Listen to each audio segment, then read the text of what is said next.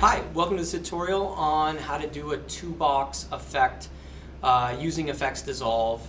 First things first, I'm going to take my main ME and I'm going to recall the re-entry, whether it's the mini ME or the ME. First up, I'm going to build my first box, so I'm going to use key 1. I'm going to do a DVE key type, and of course the menu is following along.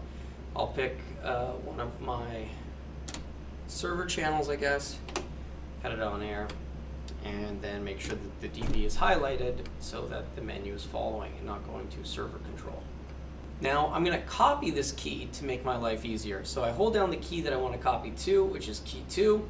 So holding it, now I can press key 1 and it copies all of the information into key 2. So I cut it on and it's right on top. Select a different source. Make sure DV is highlighted.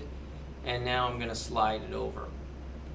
And I used negative 22, so I'm going to use positive 22.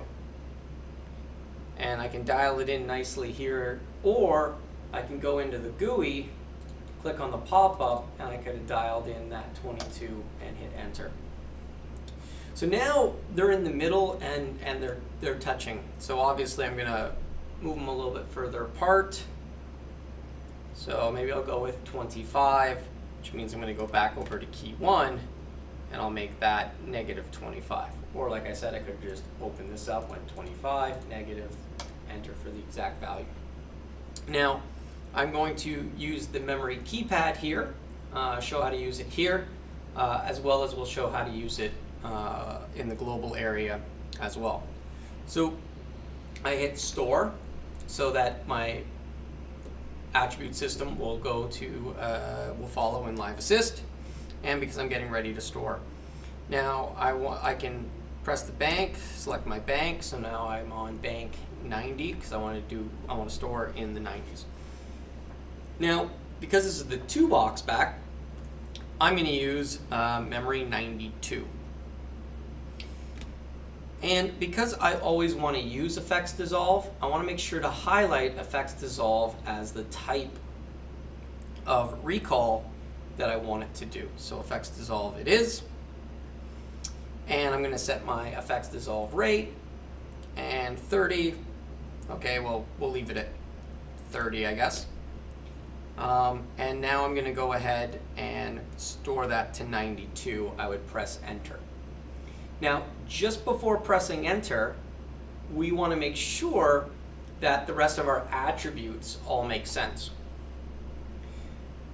Now, I'm using ME2, so I go to ME2's attributes, and I can see that it's going to recall the state of all the elements of the keyers. Now, one thing I'm going to not want it to do is change my key bus sources.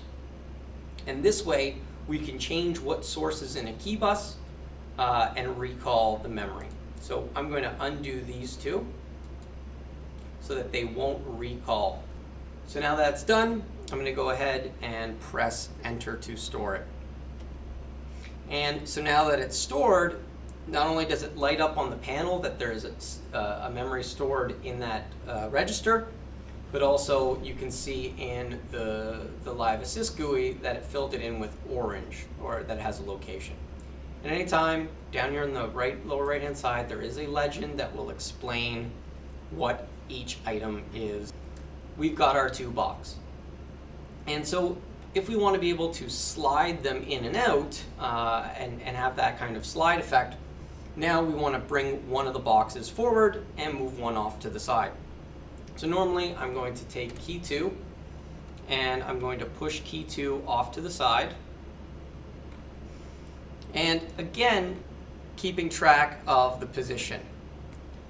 So we're going to go with a position of 75, which keeps it hidden and off the air, so we don't see it anymore. And we'll just keep that and know what that is. Key 1, we're going to take key 1, and now what we can do is hold down the select button, and you'll see the reset key comes up. By hitting this button, it's going to reset the parameters, making it much easier for me to get its size exactly filling all of program, and it'll turn the DVE border off. So now we're going to go to store our memory.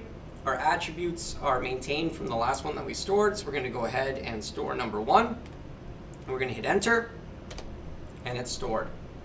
Now, to do the other box, what's really easy to do is, since it's in recall mode, recall number 2, you actually see it slide back, and now we'll do the reverse. Grab key 1,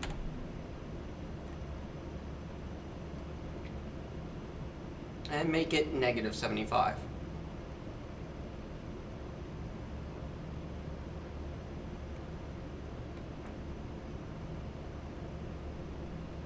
And now we press key 2, hold it down, reset the key so that it goes full, and now we store that to 93.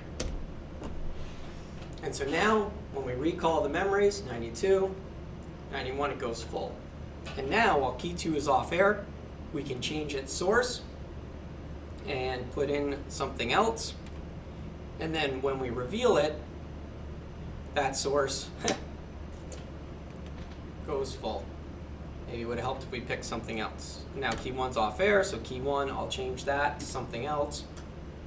And then when we go to box back, there it is, and bring that one forward. All right, so now that we did it really quick, showing you how to do it off the beginning, let's go in a little bit deeper, as well as looking how to do it when I don't have a memory keypad, but have just the global memory system. And keep in mind, if I've got just the smaller one with just the 2 store and recall buttons, basically when you hold down your store button, the key row is going to change to give you your includes. It's also just as easy to, inside of your user interface, inside of dashboard, to be able to select the includes or the elements that you want to store or recall, again, depending on what part you are here. So here we're going to go into recall mode, just ME2. Now again, because I have all the buttons, I just want ME2 to recall mode. Otherwise, I would have held down the recall and selected just the ones that I wanted from the key bus. So now we're going to dial up bank 9, because that's where we stored them. And so now I see 92, 91, and 93. And while I'm in recall mode, I can simply press the same buttons to get the same result as if we were using the main transition area to perform those recalls from the effects dissolve. Now here you'll notice nothing is lit up. When we're recalling, if we don't have one of these buttons lit up, then it's going to do exactly what we stored in that memory, right? So in the user interface, when we stored on our general tab, right, we had enabled effects dissolve. So when we were on the store side, you have to pick one of the types, whether it's recall program, memory AI, or effects dissolve.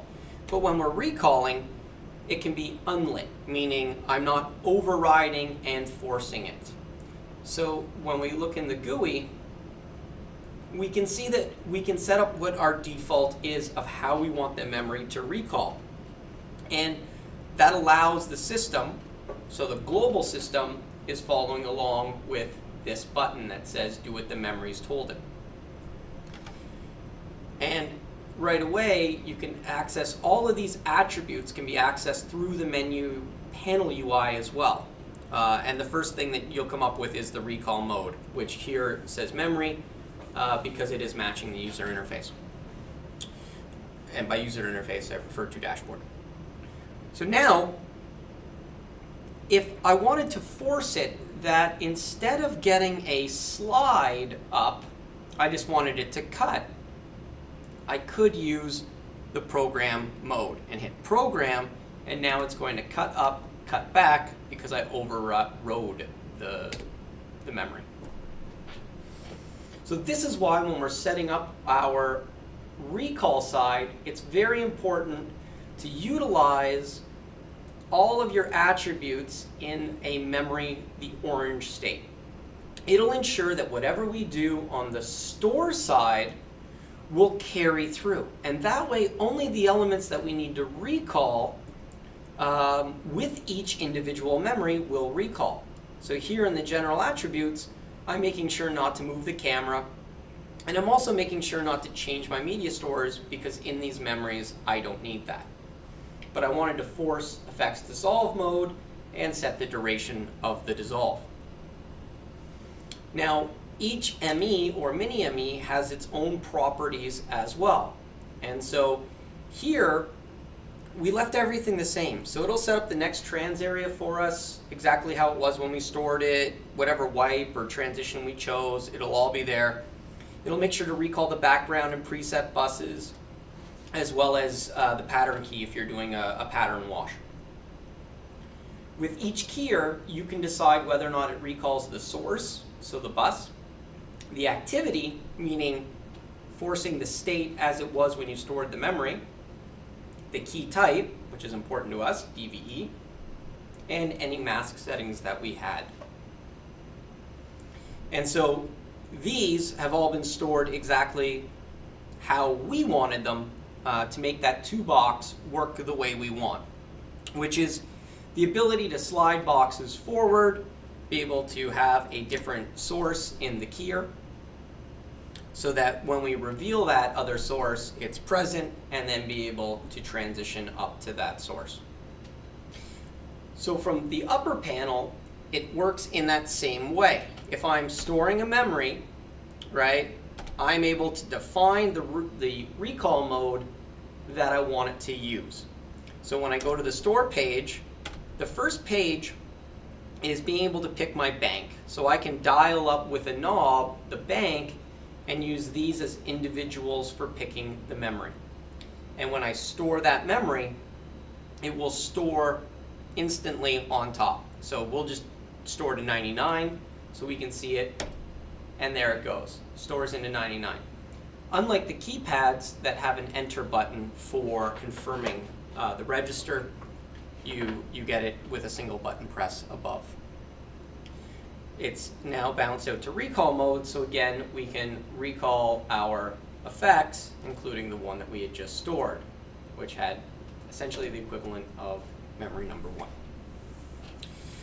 All right, so if I was recalling, if I'm storing, and same thing on the recall side. If I want to, I can hit the next button, and I can scroll through the attributes and override the different attributes directly inside of here.